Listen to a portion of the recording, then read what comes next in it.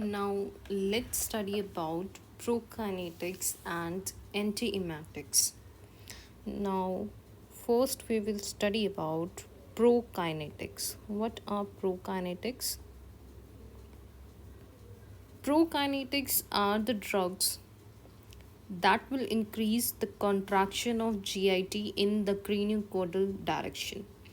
Means let we assume that it is the top of GIT and it is the bottom of GIT, or we can say that it is esophagus and it is anal canal, for example.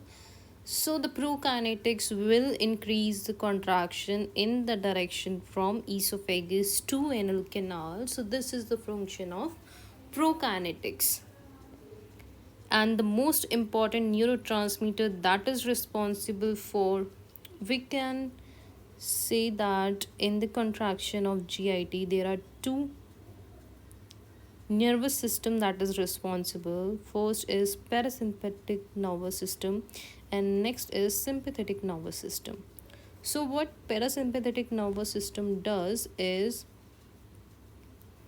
it will increase the motility of the GIT by the action of acetylcholine.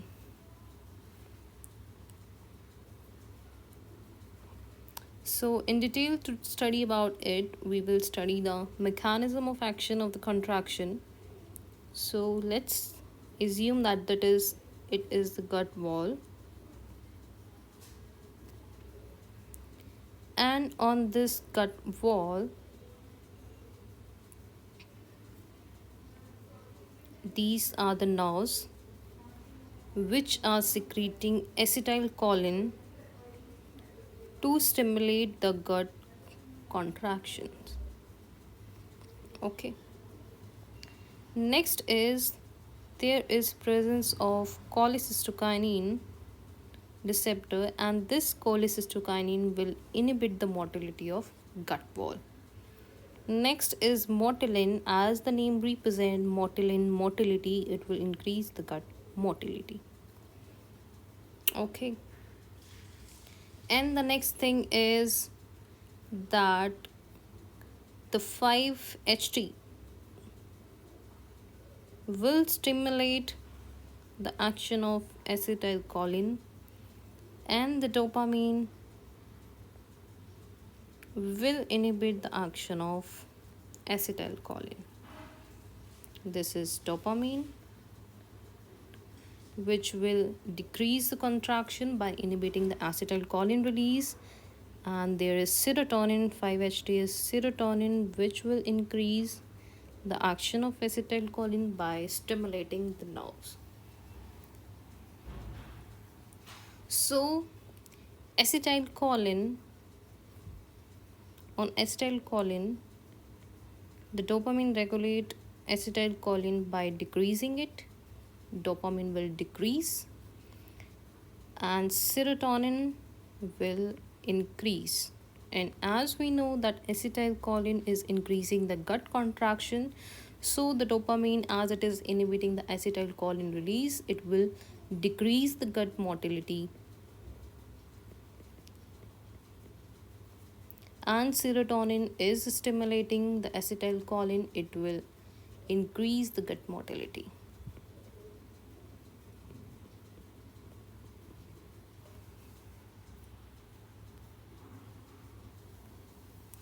The dopamine acts through GI receptor and the serotonin acts through GS receptor. As for serotonin, GS receptor. Next, we have seen that cholecystokinin is inhibiting the gut contraction and motility is stimulating the gut contraction. So, what is prokinetics? Prokinetics are increasing the gut motility or increasing the gut contraction from esophagus to anal canal.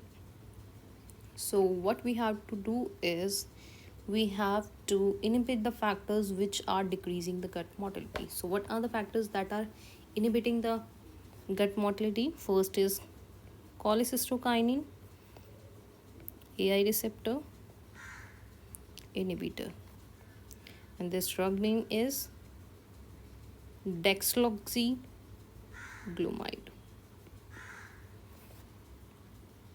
Next is motilin receptor stimulants, and the drugs are erythromycin and mitomycin. And these are the drugs which are used in gastroparesis. Gastroparesis is weakness of the gut wall, so these are used in gastroparesis.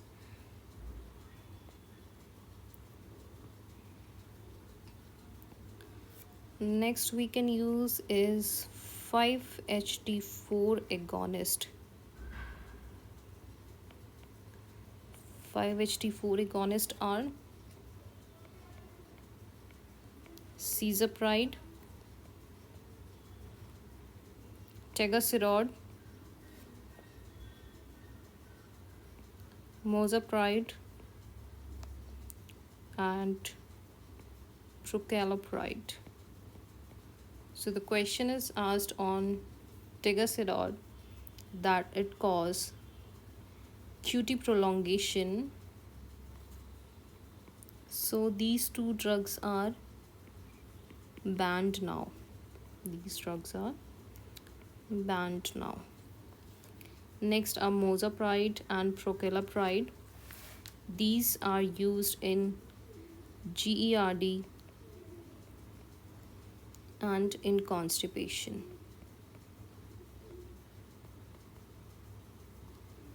Chronic constipation. As we can see that there is pride in last of these drugs. So we can remember from this that these are 5-HT4 agonist. Next we can use is D2 blockers. D2 blocker is metoclopramide, that is MCP. We use it in mnemonic. So what these metoclopramide does is at normal doses it only blocks D2 receptor, and in high doses, increased doses, it stimulates 5-HT4, blocks 5-HT3 and D2.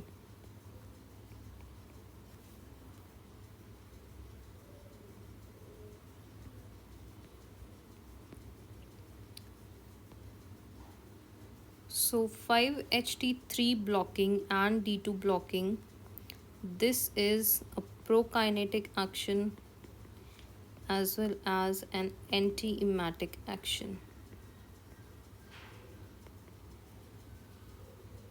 And the D2 block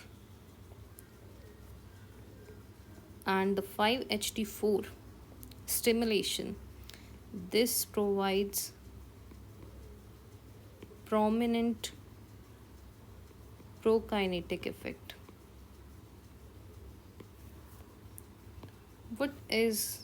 What are the uses of D2 blockers? D2 blockers are used in chemotherapy induced nausea and vomiting, gastroparesis,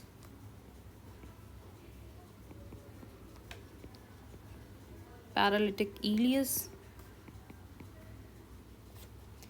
hiccups,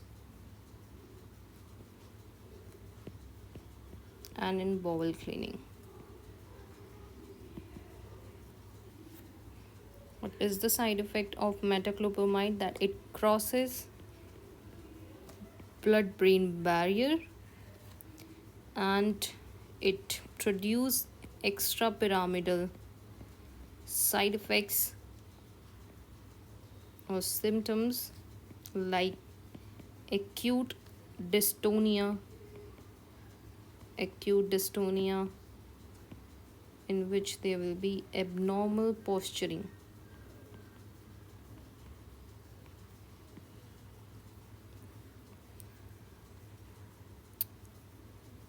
Next we can use is domperidone.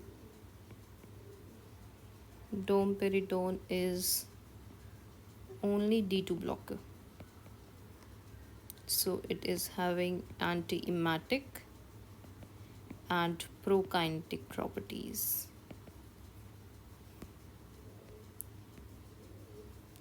It crosses blood-brain barrier but very less. So it is insignificant in EPS. EPS means extrapyramidal symptoms. And hyperprolactinoma is less significant because these domperidone can be used for prolactin stimulation.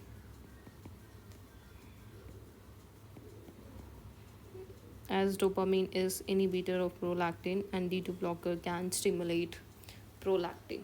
So it is used in prolactin stimulation, domperidone. And cabergoline is used in prolactin inhibition.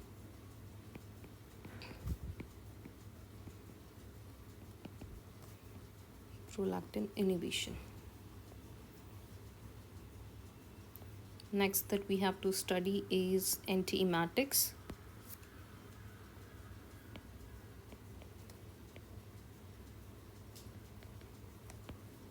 Antiemetics are 5-HT3 antagonist. These are ondansetron, dolosetron, toposetron, granisetron, and pelonosetron. Ondansetron can be given IM and it is shortest acting. And pelonosetron is longest acting and most potent. These drugs are given by oral route.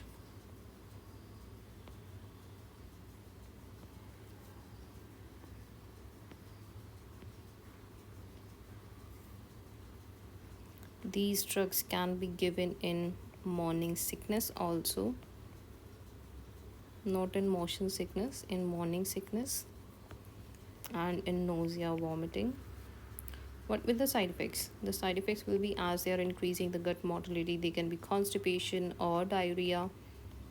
So what is one of the side effect of ondansetron, that is diarrhea, is asked in questions. Next is they can dolosetron causes QT prolongation, so it's better that you ignore to use this drug. Peloncitron also causes QT prolongation, but it is minimum with peloncitron, so it's better that you use ondansetron. Why to have a risk of using peloncitron and dolosetron? So use ondansetron. They can cause hypertension, as they inhibiting the serotonin, they are causing hypertension. Next, the contraindication. In apomorphine induced nausea, vomiting, we will not use these drugs because there will be increased chances of hypotension.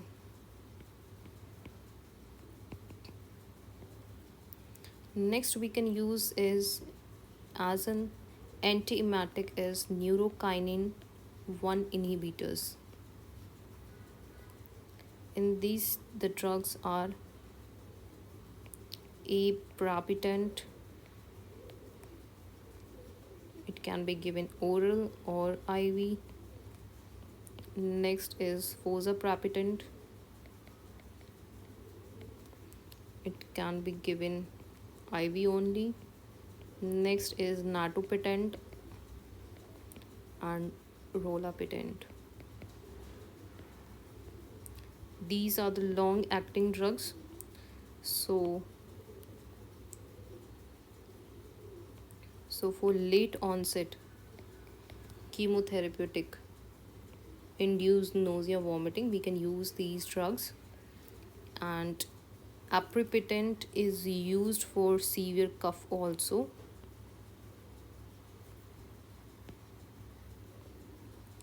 Next drug that is used as an antiemetics are cannabinoid receptor agonist. So these are dronabinol and nabilon. Cannabinoid receptors are GI subtype, and these are presynaptic receptors, and these decrease the release of dopamine, norepinephrine. So these provides enzymatic action, and there will be okay. So what are the side effects? There is no side effects. They can be hypertension, so we have to monitor the BP. And there is bloodshot eyes, blood congestions. Next we can use is D2 blockers. D2 blockers like MCP, domperidone. You have seen in some type of drugs that in combination proton pump inhibitors and domperidone, like in reviprazole plus domperidone, pantoprazole plus domperidone. So these drugs are used. Next is antipsychotic drugs, which also used in as an antiemetic, levosulpride and olanzapine. So olanzapine, these are the important drugs which are asked as a question. Next is we can use an anticholinergic. Anticholinergic, we can use scopolamine. So this is used in motion sickness, and it can used in as a transdermal patch. Transdermal patch 4 to 5 hours before travel. So a person which is having a motion sickness, as by traveling in a bus he is having nausea, vomiting, so we can recommend him scopolamine. Or if someone is having a severe and he have to travel every day for the bus, we can use transdermal patch also.